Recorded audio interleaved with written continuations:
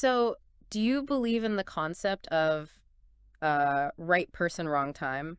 Oh, wow. Jumping right in. Yeah. Well, it's one of those phrases we just toss around constantly, isn't it? I mean, it's become this ultimate consolation prize in modern Yeah, dating. it really has. You meet someone amazing, there's this undeniable spark, but then, I don't know, life gets in the way. Jobs, distance, emotional baggage. So we just shrug and say, oh, well, right person, wrong It's time. a very comforting narrative. Exactly.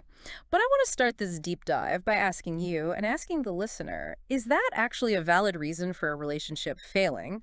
Or is bad timing just a really polite, convenient excuse for a lack of effort? That's the million-dollar question to kick things off. Yeah. Because we tend to view time as this external villain, don't we? Like a storm that rolls in and ruins the picnic. We act as if we're just passive victims of the clocks. Yeah. But I think deep down, a lot of us suspect that if its connection was truly powerful enough, we would have, bought an umbrella Yeah. or built a shelter. Or just stood in the rain. Exactly. Stood in the rain.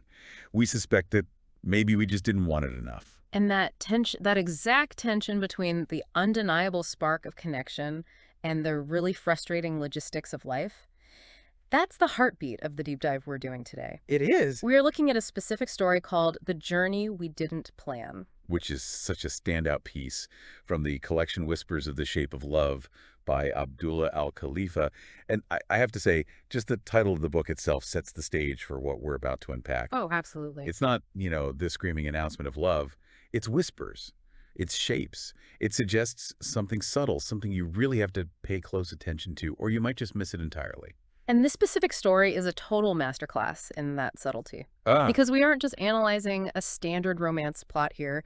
The mission today is to unpack the author's philosophy on presence. right. The idea that love isn't about the grand gesture the boombox held over the head, the dramatic chase through the airport, but it's about the quiet confidence to wait. Yeah, that's a great way to put it. So let's get the listener on board. We need to set the scene because the atmosphere in the story is practically a third character. We're on a train. A train weaving from Salzburg to Venice. And for anyone who hasn't traveled that specific route, you really have to visualize it. It cuts right through the Alps. It is dramatic, imposing, and incredibly quiet. It's arguably one of the most scenic routes in existence. We're talking snowy peaks, the Dolomites, tranquil little towns flashing by like ghosts.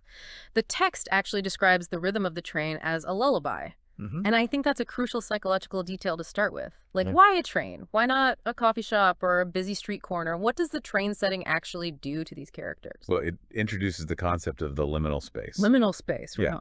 A train is a transition zone. Yeah. You aren't where you came from. That reality is completely behind you. Hmm. And you aren't yet where you're going. So that reality hasn't started yet. You're just suspended. Suspended in time. Exactly. The normal rules of society tend to suspend in these spaces too. It's why people tell their deepest, darkest life stories to total strangers on airplanes. Oh, I've definitely done that. Right. The defenses are down because the context is temporary. You feel safe because you know it ends. It's a suspended reality, a little bubble. And into this suspended reality, Al Khalifa introduces us to two characters who are absolutely desperate for a break from their actual realities. They're people who fundamentally need that suspension. They really do. First, let's look at Lena. Lena is just a fascinating study in modern burnout. She's in her mid-30s, living in Salzburg. She's a single mother, which already implies a really heavy mental load. She's the CEO of her household. Yeah, doing it all. But on top of that, she's working 2 jobs. She's a florist by day and a night shift hotel receptionist. Man, just hearing that schedule makes me tired. I know. That is a brutal existence. It's purely survival mode. You aren't really living at that point. You're just keeping the lights on. It is. And psychologically, that creates a very specific worldview. The text mentions that she believed love was meant for others. Wow. Meant for others. Think about her jobs, though. She arranges flowers for other people's celebrations, anniversaries, apologies. She hands out room keys for other people's vacations and romantic getaways. She's the facilitator of joy, the backstage crew, but never the recipient. That is totally the service provider trap. You become so good at caretaking, at facilitating, that you inadvertently convince yourself that your role in the ecosystem is solely to give, never to receive. She's viewed herself as a utility, just a function. Exactly. She has completely depersonalized her own needs. But, and this is key to the story, she isn't cynical. Right. That would be the easy route for a writer, to just make her bitter. But Al Khalifa writes that she still held a flicker of belief like a candle in the wind. She hasn't let the flame go out. She's just shielding it very, very carefully. Protecting it from the wind of her own exhaustion. That's exactly it. Which brings us to the counterweight. Boarding the train, presumably at Innsbruck, we have Jonas. Jonas, the architect from Milan. On paper, he is the complete and utter opposite of Lena. She is rooted to the point of entrapment, and he is completely rootless. He's super successful, though. He's just finished this massive project in Austria. But there's this line in the description that really exposes him. It says, he envisions and builds cities, but he has never built a home for himself. Ah, that is the classic archetype in literature, isn't it? Total archetype. The person who constructs structures for the rest of the world, who creates order out of chaos for everyone else, but lives in an emotional void themselves. He finds solace in movement. Planes, trains, departure lounges. Because motion is his drug. Yes, motion is his drug because stillness forces him to look at his own loneliness. If he just keeps moving, he doesn't have to realize he has nowhere to go. So you have Lena, who is drowning in responsibility, and Jonas, who is starving for it, even if he doesn't know it yet. It's a really magnetic setup. You have the anchor and the sail. You do. And when they end up sitting across from each other, the quiet heart theme of the book just takes over. This isn't a rom-com where they spill coffee on each other and start bickering. Yeah. It starts with silence. A comfortable silence, though. She's reading. He's sketching. Which is deeply intimate in itself. I think we underestimate that. Sharing silence with a stranger without it feeling awkward or oppressive is a very rare thing. It really is. It signals a compatible energy frequency before a single word is even spoken. It basically means your nervous systems are okay with each other. But eventually, the catalyst happens. Lena drops a bookmark. Jonas picks it up. Their eyes lock. And the train ride, this suspended reality bubble, officially begins. They start talking, and they bypass the small talk almost immediately. They don't do the whole, what do you do, who do you know, what's the weather like, kind of dance. Right, none of that. They go straight to ideas. They go straight to the soul. Lena talks about lilies. Jonas talks about how buildings have souls. But I actually want to focus on what they don't say. Because reading this, it felt like a very deliberate choice by the author. It felt like an omission that speaks absolute volumes. Oh, it's the elephant in the compartment. Lena never mentions your daughter. Jonas never mentions that he's lonely and drifting. Now, I know a cynic might call that deceit. Like, are they lying to each other to make themselves look more available? Is Lena pretending to be this carefree single woman? Is Jonas pretending to be a stoic, mysterious traveler? I don't think it's deceit at all. I think it's preservation. Preservation? Yeah. For Lena, her daughter is her real world. That is the heavy world. If she brings her up, the bubble pops. Yeah. She goes back to being mom, the provider, the tired woman working 2 jobs. Yeah. For this one train ride, she just wants to be Lena. Right. She wants to be a woman discussing lilies, not a mother discussing school fees. Exactly. And for Jonas. Well, for Jonas, admitting loneliness is admitting failure, isn't it? He's a successful man. Admitting he has no one to go home to breaks that image of the powerful, successful architect. It shatters the illusion. So they protect this little pocket of connection by keeping the heavy stuff out. They are protecting the fantasy just for a few hours. It creates this invisible current, as the text calls it. But eventually, as they're rolling through the Dolomites, which, again, stunning backdrop for an existential crisis, Jonas asks the question we started the deep dive with. He asks, do you believe in timing? And this is where the story shifts from a simple romance to a profound philosophy lesson. It really does. Lena's answer, I mean, I want to print this out and put it on my wall. She says, I believe in connection. Timing only determines how we act upon it. That sentence is the anchor of the entire story. Wow. We really need to break that down because it completely reframes the right person, wrong time argument we started with. It posits that connection is the constant. It's a fact. It exists or it doesn't. You feel it or you don't. Timing is just the variable. Right. Timing is logistics. Timing is, are you married? Do you live in the same country? Are you emotionally ready? Are you broke? Those are variables that determine action.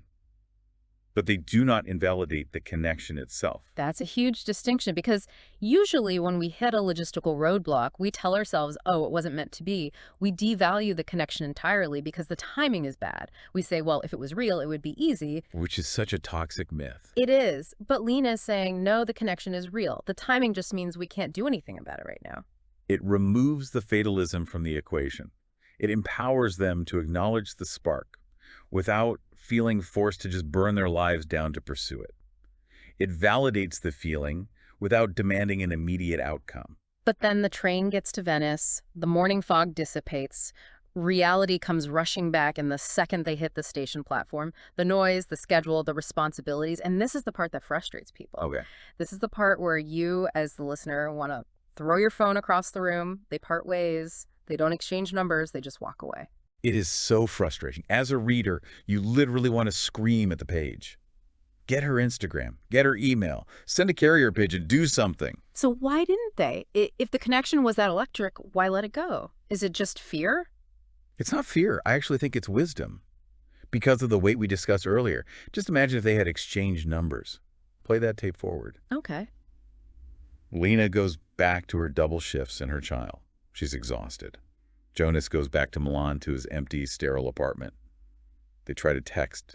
The texts get shorter. The stress of their vastly disparate lives basically crushes that delicate little spark they found on the train. It would have soured. It would have become just another thing Lena had to manage, another obligation on her endless to-do list. Exactly. It would have failed. And worse than that, it would have tainted the memory of the connection. By walking away, they actually protected the sanctity of what they felt. They recognized that the action part of Lena's equation wasn't possible yet. They didn't have the capacity to hold it. That requires a terrifying amount of maturity, to look at something beautiful and say, I am not ready to hold this yet, so I will let it go rather than drop it and break it. It does. The text actually says they shared a quiet understanding. They both knew that life is complex and that sometimes responsibility outweighs the potential of romance. So they left with, as the author puts it, hearts echoing with what-ifs. Which is a really painful place to live. What if is a ghost that haunts you? But this leads us to the most important structural part of the story, the interlude. The author skips forward 3 whole years. 3 years is a long time. In the context of a short story, it's an eternity. It's a lifetime. And it's risky for a writer, right? You risk completely losing the emotional momentum, but here it feels totally necessary. Because the premise is that they weren't ready. So what happens to them during this silence? What are they doing in the dark? Growth. And this is the crucial counterargument to the romanticized idea of waiting. They weren't just sitting in a waiting room tapping their feet, pining for a stranger. They were living. We find Lena back on the exact same train 3 years later. But she's not the same woman. She hasn't just aged. She's evolved. She's definitely not the same. She has opened a second flower shop, so she's moved from just surviving to actually thriving. She's crossed that threshold of stability. Right. Her daughter is in school now, so the physical demands of parenting have shifted slightly. The text describes her as stronger and softer in the right places. I love that phrasing so much. Stronger and softer. Because usually we think those are mutually exclusive traits. We think life makes you hard, like a shell. Or we think vulnerability makes you soft, like a marshmallow. But true stability allows for both. Think about a tree. It needs strong roots to hold the ground, but it needs soft branches to bend in the wind without snapping. She has built a life where she doesn't have to be rock hard just to survive the day. She has capacity now. She has room to breathe. And Jonas. We learn about him a bit later in the text, but his evolution is just as drastic. He hasn't just been sketching random buildings. He's completely pivoted professionally. He's no longer just chasing the next massive skyline project, the ego projects. He's designing cozy, warm homes. That has to be a direct response to that first train ride. That cannot just be a coincidence. Oh, absolutely not. That conversation haunted him. He realized he was building monuments to his own ego or to commerce, but he wasn't building anything that nurtured people. He spent those 3 years learning what a home actually feels like. He had to learn how to build walls that protect rather than walls that isolate. So here is the provocative thought that I think Al Khalifa is really getting at. They didn't grow for each other. They didn't know they would ever meet again. They had zero guarantee. They grew for themselves. That is the key to healthy love, according to this book. If Jonas had changed his entire career just to impress a woman he met once 3 years ago, that's performance. That's unsustainable. Right, it would be fake. He changed because the meeting triggered a realization about his own unhappiness. He fixed his own house, literally and metaphorically. So when fate or the Austrian train schedule intervenes again, they are ready. Innsbruck station. Jonas boards the train. He sees her. And this isn't some chaotic serendipitous accident. It feels like an appointment kept by the universe. And notice the difference in the dynamic immediately. The air is entirely different.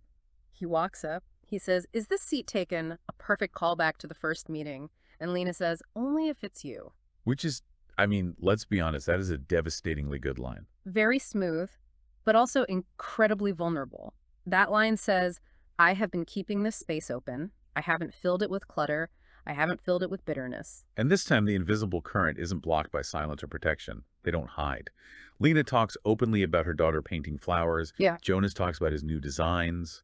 They're presenting their whole selves, not just the curated vacation versions. Because they can afford to now. They finally have the emotional real estate to accommodate another person. Lena isn't looking for a savior, she's looking for a partner. Jonas isn't looking for a distraction, he's looking for a home. Exactly. And then comes the confession. This is where the theme of carrying comes in. Jonas admits, I think I loved you on that first train. But I didn't know how to carry that love back then. Didn't know how to carry it. That phrase really struck me. It implies that love has actual weight. It's not just a fleeting feeling that floats around like a balloon. It's a load you have to lift. It has mass. It really does. It requires energy, attention, compromise. 3 years ago, Jonas's arms were just too weak. He was too busy holding up his own unstable life. He was juggling his ego and his deep loneliness.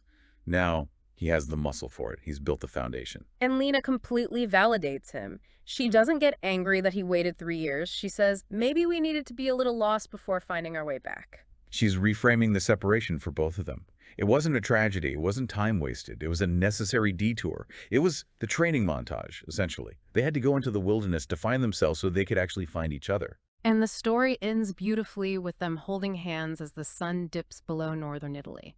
Two souls, one train. And this time, they wouldn't let go. It feels earned.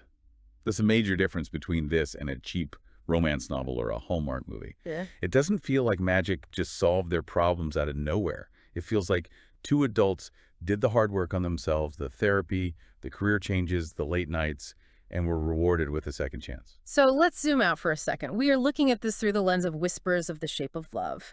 What is the broad takeaway here for you, the listener? We've got this beautiful story of a train, a separation, and a reunion. But how do we apply this to our own lives, where we usually don't have cinematic train rides through the Alps? I think the core moral is really about having trust and connection. We live in an era of hyperspeed dating. If someone doesn't text back in 10 minutes, you assume they're uninterested. If the first date isn't absolute fireworks, you swipe left. We panic at the slightest sign of friction or delay. We totally treat connection like milk. We think it has a really short expiration date. Like, if we don't drink it right now, it goes bad. Exactly.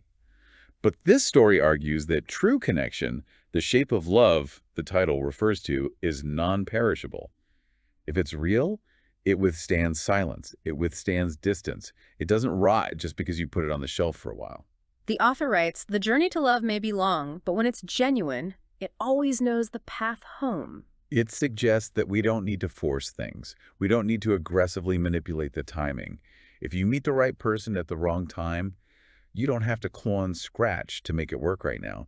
You can let it go, trust the connection, and focus on getting your own life to a place where you actually can carry it. That honestly takes a lot of pressure off. It suggests that missed connections might not be missed forever. They might just be paused. Or under construction. Oh, I like that. The relationship is under construction. Please excuse the mess while we build a better foundation. It aligns with the author's broader philosophy perfectly. Al Khalifa writes for quiet moments. He's pushing back against the constant noise of the digital age. He's saying that the most profound things happen in the space between people, in the presence, not in the performance. He validates the slow burn. It's also a call to look at ourselves, isn't it? If you're constantly finding the right person at the right time, maybe the variable that needs changing isn't the time. Maybe it's you. That's the tough pill to swallow. That's the part that really hurts. Jonas could have spent the next 10 years riding trains and complaining that he never met the right woman. He could have just played the victim. But he would have been the problem, because he hadn't built a home for her to enter. He had to fix his own architecture first. So the wrong time is often just a reflection of our own lack of readiness. Precisely. We blame the clock because it's so much easier than blaming our own emotional immaturity or our chaotic circumstances. We say the universe didn't want it, when actually we just weren't ready to handle it. Well, that is a heavy, but ultimately really hopeful realization. We've gone from the snowy peaks of uncertainty in Salzburg to the warm sunset of realization in Venice. We've watched Lena and Jonas navigate the tricky waters of responsibility and desire. And we learned that sometimes the most romantic thing you can do is wait and work If this story resonated with you, if you've ever felt that dull ache of right person, wrong time, or if you're currently in a liminal space yourself, there is a lot more to explore in the full collection. The book is Whispers of the Shape of Love by Abdullah Al-Khalifa. It's a collection of short stories, and it's available as an ebook on Amazon Kindle. And honestly, if you're tired of stories that pretend love is easy and instant, or that it solves all your problems magically, this is a fantastic antidote. It's honest, it's reflective, and it doesn't shy away from the quiet work that real relationships require. It's the perfect companion for a quiet evening, or obviously a long train ride. Maybe bring a notebook. Just maybe don't drop your bookmark unless you're ready for the consequences. Fair warning. Make sure you're actually ready to pick it up. Before we sign off, I want to leave you with a provocation. We talked a lot about Lena's quote on timing today. Timing only determines how we act upon it. It's a powerful idea. It completely changes the agency. So look at your own history. Is there a connection you walked away from because you thought the timing was wrong, because you were too busy or too broke or too scared? And more importantly, has the timing changed? And if it has, are you still waiting for a sign from the heavens? Or are you ready to trust that the connection itself is the sign? Sometimes the only thing waiting is us. Thanks for taking this deep dive with us. See you next time.